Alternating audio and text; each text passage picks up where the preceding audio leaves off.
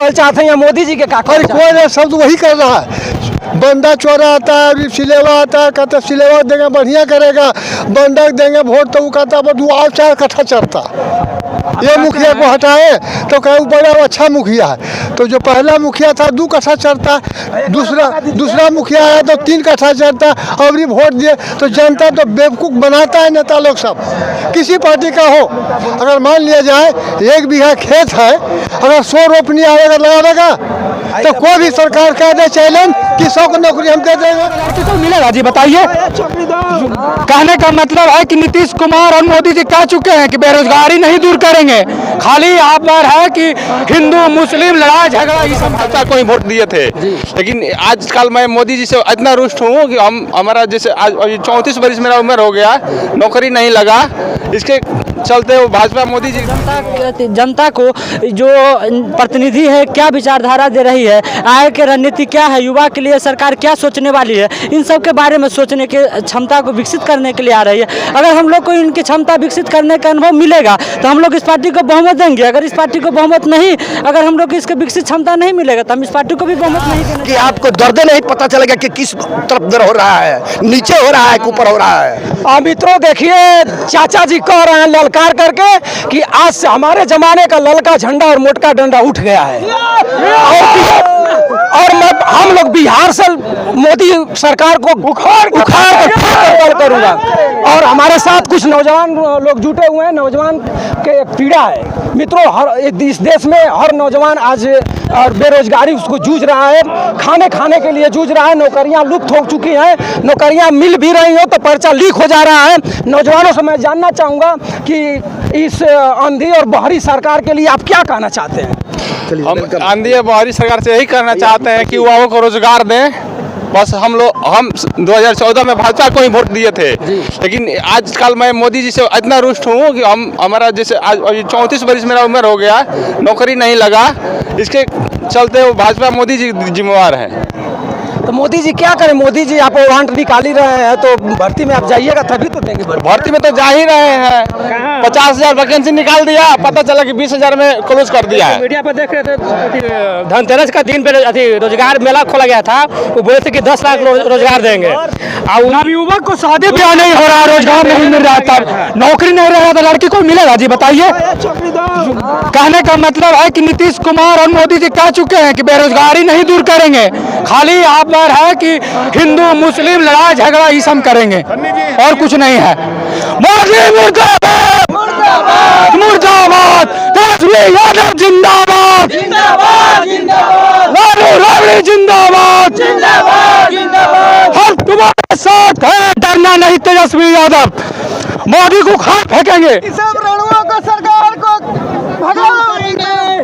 चाचा जी का नाम बापन क्या आपन नाम का बा? नागेश्वर प्रसाद यादव।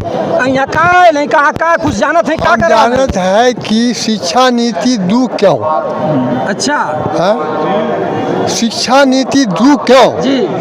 अगर कोई भी सरकार आवेगा तो पढ़ने का मतलब ज्ञान पैदा होना, सही बात। कैसे उठे कैसे बैठे, हमारी ये माँ है, हमारी ये बहन है जी। हम खुद सुधरे। शिक्षा का मतलब ये हुआ। और जिस तरह से प्रधानमंत्री हो, मुख्यमंत्री हो, हवा पानी जैसे सबको मिलता है, रोशनी सूरज का मिलती है, उसी तरह से दवा दारू हम लोग को मिलना चाहिए, लेकिन वो काम हो करके नहीं होता। तो तेजस्वी यादव खातिर का कहल चाहते हैं मोदी जी के का? और कोई नहीं, सब तो वही कर रहा है। बंदा चोरा आता है, सिलेवा आता है, कहता सिलेवा देंगे बढ़िया करेगा, बंदक देंगे वोट तो वो कहता बस वो आप 4 कट्ठा चढ़ता। ये मुखिया को हटाए तो कहे बड़ा अच्छा मुखिया है।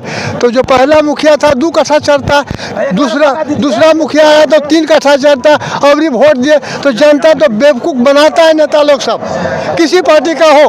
अगर मान लिया जाए 1 बीघा खेत है, अगर 100 रोपनी आएगा लगा देगा तो कोई भी सरकार कह दे चैलेंज कि 100 को नौकरी हम दे देंगे। अच्छा, कुछ कहना चाहते हैं? कि कोई मौका दो। नीतीश कुमार, हम लोग आए हैं पटना के गांधी मैदान में इस लोकतंत्र को बचाने के लिए, और जो इस तरह से हम लोगों पर लगातार शासन डिक्टेटरशिप की तरह शासन कर रहा है। हम लोगों ने कई बार गांधी मैदान को भी रुके थे, राजेंद्र नगर टर्मिनल पर भी आए हुए थे। गांधी मैदान में भीड़ लगाने से और गांधी मैदान में आने से लोकतंत्र नहीं बचेगा। लोकतंत्र तब बचेगा जिस दिन आप वोट करने अपने बूथ पर जाओगे, उस दिन मूड मिजाज अपने माता पिता बूढ़ दादा दादी सबको समझा कर जाओगे, तभी लोकतंत्र बच सकता है। नहीं तो लोकतंत्र बचने का, ये भीड़ जमात दिखाने का और अब पढ़ाई लिखाई छोड़ करके करने का कोई लोकतंत्र बचाने के देखिए आप जिस तरह से बोले कि आप वोट दिखाने, यहाँ पर जो आया है जितना भी लोग अपना जनमत संग्रह नहीं करने आया है, आए लोकतंत्र की खासियत भी नहीं है, जनप्रतिनिधि को भी देखने नहीं आया है। यहाँ पर लोग इस विचारधारा को सुनने आए हैं कि लोग को क्या विचारधारा है, यहाँ पर जनता को जो प्रतिनिधि है क्या विचारधारा दे रही है, आय की रणनीति क्या है, युवा के लिए सरकार क्या सोचने वाली है, इन सब के बारे में सोचने की क्षमता को विकसित करने के लिए आ रही है। अगर हम लोग को इनकी क्षमता विकसित करने का अनुभव मिलेगा तो हम लोग इस पार्टी को बहुमत देंगे। अगर इस पार्टी को बहुमत नहीं, अगर हम लोग को इसके विकसित क्षमता नहीं मिलेगा तो हम इस पार्टी को भी बहुमत नहीं देने जा रहे हैं। सही बात, एक नंबर की बात है आपकी। ये बताइए कि 2024 का चुनाव आगाज होने वाला है जी। 10 तारीख या 15 तारीख में आचार संहिता लागू हो जाएगा पूरे देश में और चुनाव आगाज हो जाएगा। क्या बिहार से नरेंद्र मोदी जी को आप खदेड़ देंगे कि फिर सरकार में इनको ला देंगे? देखिए हम लोगों ने 2000 आप नौजवान हैं जी सर बोलिए। आज का देश का पूरा भविष्य नौजवान के कंधे पर है जी।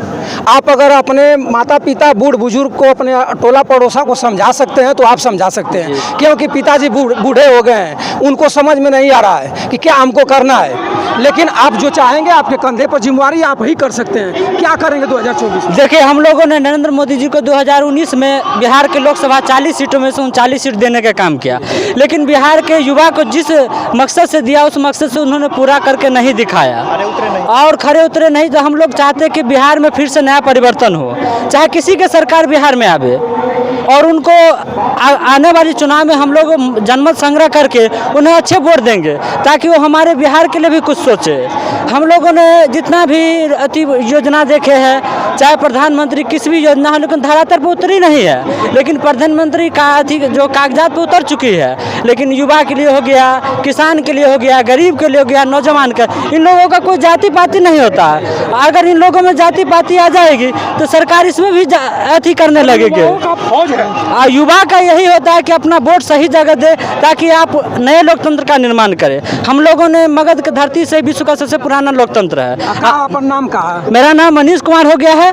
जिस तरह से हम लोगों ने 2000 जो चुनाव हुआ था विधानसभा का चुनाव, मनीष से बताओ कि यहाँ अभी देख रहे हैं कि शिक्षा का भर्ती माने अध्यापकों की भर्ती नीतीश जी के सरकार में ही आई थी, उसके प्रति आप क्या कहना चाहते हैं? देखिए शिक्षा के भर्ती में बहुत सारे जो बेरोजगार युवा थे उन लोगों को रोजगार मिला और फिर से जो बहाली आई है इनमें किसी प्रकार की त्रुटि नहीं हुई है, आगे भी नहीं होनी चाहिए। हम लोगों ने लगातार कई परीक्षा का फॉर्म भरते हैं, सालों साल मेहनत करते हैं, पता चलता है कि पेपर लीक हो गया है। पेपर लीक ऐसे नहीं होता है, पेपर लीक किसी बड़ा शेयर मार्केट की तरह। आप लोग इकोनॉमी के बहुत बड़ा नॉलेज रखते हैं। बड़े बड़े शेयर बिल्डर खरीदता है 400-500 करोड़ में खरीदता है, लेकिन उस पर किसी प्रकार की कानूनी कार्रवाई नहीं करती है सरकार। और छोटे छोटे जो धांधलीपन होता है 2 लाख 4 लाख सेटर होता है उनको सरकार जब नजर बंद करती है और कहती है कि देखो हमने पकड़ के बंद किया है, पुनः हम सरकारी एग्जाम कराएंगे और सरकार के बड़ी बड़ी मुनाफा हो जाती है और बेरोजगारी व बेरोजगारी रह पाती है।